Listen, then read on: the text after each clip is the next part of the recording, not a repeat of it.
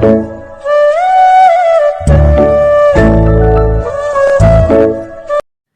நேயர்களே. கோழி குஞ்சுகளுக்கு ப்ரூடிங் காலம் முடிஞ்சதும் திடீர்னு ஒரு வாரம் கழிச்சு ஒவ்வொரு கோழி குஞ்சா இறந்து போக ஆரம்பிக்கும். நாம ப்ரூடிங் சரியா தான் பண்ணணும் அப்படின்னு நினைச்சிட்டு இருப்போம். ஆனா நாம பண்ற சின்ன சின்ன மிஸ்டேக்னால பெரிய அளவுல லாஸ் ஆயிடும். அதை பத்தி தான் இந்த வீடியோல பார்க்க போறோம். வீடியோவை ஸ்கிப் பண்ணாம கடைசி வரை பாருங்க. அதுக்கு முன்னாடி ஒரு விஷயம் என்ன அப்படின்னா, நாம புதுசா நெல்லை நாட்டுக்கோழி தீவனம் அப்படிங்கிற பேர்ல நாட்டுக்கோழிகளுக்கு தரமான தீவனம் ரெடி பண்ணி தந்துட்டு இருக்கோம். இந்த முறையில தான் நாம கடந்த 5 வருஷத்துக்கும் மேல நம்ம கோழிகளுக்கும் ரெடி பண்ணி கொடுத்துட்டு இருக்கோம். அதோட ரிசல்ட்டும் நல்லாவே இருக்கு. இதுல மக்காச்சோளம், கம்பு, வெள்ளைச்சோளம், கோதுமை, அரிசி, கடலை புண்ணாக்கு, கருவாட்டுத்தூள், கிளிஞ்சல், மினரல் மிக்சர் எல்லாமே சரியான விகிதத்துல கலந்து தரமான ஊட்டச்சத்துள்ள தீவனமா கோழிகளுக்கு கொடுத்துட்டு இருக்கோம். கோழிகளோட வளர்ச்சிக்கும் ஆரோக்கியத்திற்கும் இது ரொம்ப ஒரு நல்ல ஃபீடாக இருக்கும். இந்த ஃபீடு தேவைப்படுறவங்க ஸ்க்ரீனில் இருக்கிற நம்பருக்கு காண்டாக்ட் பண்ணுங்கள். நிறைய பேருக்கு ப்ரூடிங் செட்டப் எல்லாமே சரியாக தான் பண்ணியிருப்பாங்க. டெம்பரேச்சராக இருக்கட்டும், பல்பு எல்லாமே நல்லா கரெக்டாக பண்ணியிருப்பாங்க. ஆனால் என்னாகும் அப்படின்னா, ஒரு வாரம் கழிச்சே குஞ்சுகள் இறந்து போக ஸ்டார்ட் ஆகும். இன்னைக்கு நான் சொல்ல போகிறது ப்ரூடிங் முடிஞ்சதுக்கு அப்புறமா நடக்கிற ப்ராப்ளம்ஸ் என்ன அப்படிங்கிறது தான் சொல்ல போகிறேன். முதல் பிரச்சனை என்ன அப்படின்னா, டெம்பரேச்சர் சேஞ்ச் ஆகிறது. ப்ரூடிங் முடிஞ்சதும் நிறைய பேர் என்ன பண்ணுவாங்கன்னா, பல்பை ஆஃப் பண்ணிடுவாங்க. இனிமேல் ஹீட்டு தேவைப்படாது அப்படிங்கிறதுனால உடனே அதை ஆஃப் பண்ணிடுவாங்க. இந்த மாதிரி ஆஃப் பண்ணுறதுனால என்ன ஆகுது அப்படின்னா, கோழி குஞ்சுகளோட உடம்பு ரொம்ப வீக் ஆகிடும். சடனாக ஒரு டெம்பரேச்சர் சேஞ்ச் வருது அப்படிங்கும்போது அதோட இம்யூன் சிஸ்டமும் டவுன் ஆகும். இதோட ரிசல்ட் என்ன அப்படின்னா, ஒரு 2-3 நாள் கழிச்சு சிக்ஸ் கொஞ்சம் டல்லாக இருக்கிற மாதிரி தெரியும்.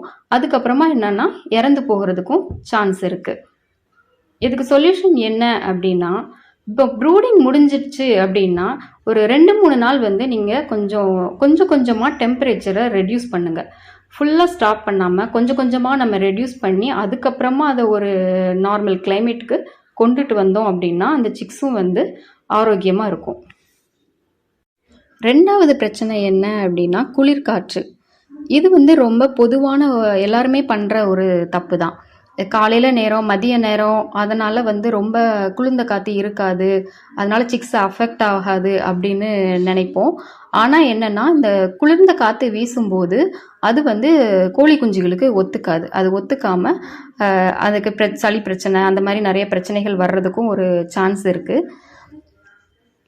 இதுக்கு நாம் என்ன பண்ணலாம் அப்படின்னா, நைட் டைமில் குளிர்ந்த காற்று கோழி குஞ்சுகளை டைரெக்டாக அது மேலே படாத மாதிரி நாம் ஒரு சாக்கு வச்சோ இல்லை ஒரு அட்டையோ வச்சோ மறைச்சு காற்று உள்ளே வராத மாதிரி பாதுகாப்பாக வச்சுருக்கணும். மூணாவது பிரச்சனை என்ன அப்படின்னா, தரை ஈரமாக இருக்கிறது. நாம் இப்போ கோழி குஞ்சுகளுக்கு தண்ணி வைக்கிறோம், இறை வைக்கிறோம் அப்படின்னா அந்த தண்ணி கொட்டுறதுனால அந்த இறையில பட்டு அதெல்லாம் என்ன ஆகும் அப்படின்னா பூஞ்சை தொற்று மாதிரி பரவ ஆரம்பிக்கும். அந்த மாதிரி பிரச்சனை ஆயிடுச்சு அப்படின்னா அது கோழி குஞ்சுகளோட வளர்ச்சியை ரொம்பவே பாதிக்கும். அது நம்ம கோழி குஞ்சுகளுக்கு நல்லது கிடையாது. அதனாலேயும் இறந்து போகிறதுக்கு சான்ஸ் உண்டு. அதனால இப்போ நாம அதுக்கு என்ன பண்ணணும் அப்படின்னா, தரை எப்பவுமே காஞ்ச மாதிரி அப்படியே தான் இருக்கணும், ஈரமாக இருக்கக்கூடாது. சப்போஸ் நீங்கள் ப்ரூடிங் முடிஞ்சதுக்கு அப்புறமாவோ இல்லை போட்டுட்டு இருக்க டைமோ எதா இருக்கட்டும், நியூஸ் பேப்பர் விரிச்சு அதுக்கு மேலே நீங்கள் கோழி குஞ்சுகளை விட்டுருந்தீங்க அப்படின்னா டெய்லியுமே என்ன பண்ணணும்னா அந்த நியூஸ் பேப்பரை ரிமூவ் பண்ணி புதுசாக நம்ம அடுத்த ஒரு நியூஸ் பேப்பரை கண்டிப்பாக போடணும். பழைய நியூஸ் பேப்பர் நாம் யூஸ் பண்ணக்கூடாது. இப்போ நாலாவது பிரச்சனை என்ன அப்படின்னா, ஓவர் க்ரௌடிங்னா என்னன்னா, சின்ன இடத்துல நாம அதிக அளவுல கோழி குஞ்சுகளை விடுறது. நம்ம ப்ரூடிங் போடும்போது ஒரு 50 கோழி குஞ்சுகளை ஒரு பர்டிகுலர் இடத்துல நம்ம விட்டுருப்போம். அதுக்கு அந்த இடம் ஓகேவா இருந்திருக்கும். ஆனா குஞ்சுகள் வளர வளர அதுக்கு தேவையான இடமும் கொஞ்சம் பெருசா இருக்கணும். அப்படி இல்லைன்னா கொஞ்சம் மூச்சு திணறல் பிரச்சனை அந்த மாதிரி வரும். இப்போ ஒரு சிக்ஸ் நல்லா இருக்கும், நல்லா ஹெல்த்தியான ஒரு கோழி குஞ்சியா இருக்கும். அது கொஞ்சம் உடம்பு முடியாமல் இருக்கிற கோழி குஞ்சுகள் மேலே ஏறி விழுந்து அதை அழுத்தும் போது அந்த உடம்பு முடியாமல் இருக்கிற கோழி குஞ்சோ இல்லை கொஞ்சம் சின்னதாக வீக்காக இருக்கிற கோழி குஞ்சுகள் என்ன ஆகும் அப்படின்னா ரொம்ப முடியாமல் போய் இறந்து போகிறதுக்கு சான்ஸ் இருக்குது. ஸோ இதுக்கு என்ன பண்ணுங்க, குஞ்சு கொஞ்சம் பெருசாகும்போது அதுக்கு தேவையான இடத்த வந்து நாம் ஏற்படுத்தி கொடுக்குற மாதிரி பார்த்துக்கிடணும். 5வது பிரச்சனை என்ன அப்படின்னா, நம்ம வந்து தீவனமும் தண்ணியும் எப்போ கொடுக்குறோம் அப்படிங்கிற இதுதான் ரொம்ப முக்கியமானது. ப்ரூடிங் போடும்போது நீங்கள் காலையில் எந்த டைமில் வந்து கோழி குஞ்சுகளுக்கு தீவனம் தண்ணி வைக்கிறீங்களோ அதே டைம்லேயே வந்து வைக்க ஆரம்பிங்க. காலையில் இப்போ வைக்கிறீங்க அப்படின்னா, காலையில் இப்போ ஒரு 7 மணிக்கு நம்ம வைக்கிறோம் அப்படின்னா, எப்போவுமே காலையில் 7 மணிக்கு இல்லை சாயங்காலம் எந்த டைமில் வைக்கிறோமோ அந்த டைமுக்கே நாம் தீவனமும் தண்ணியும் வைக்கணும். அது மட்டும் இல்லாமல் நம்ம கொடுக்குற தண்ணி வந்து அழுக்கு தண்ணியோ இல்லை பழைய தண்ணியோ அந்த மாதிரி இல்லாமல் நல்லா எப்போவுமே சுத்தமான தண்ணியை நாம் கொடுக்கணும். அதுக்கு நல்ல ட்ரிங்கரெல்லாம் நல்லா கழுவிட்டு நல்ல சுத்தமான தண்ணியை எப்போவுமே கொடுங்க.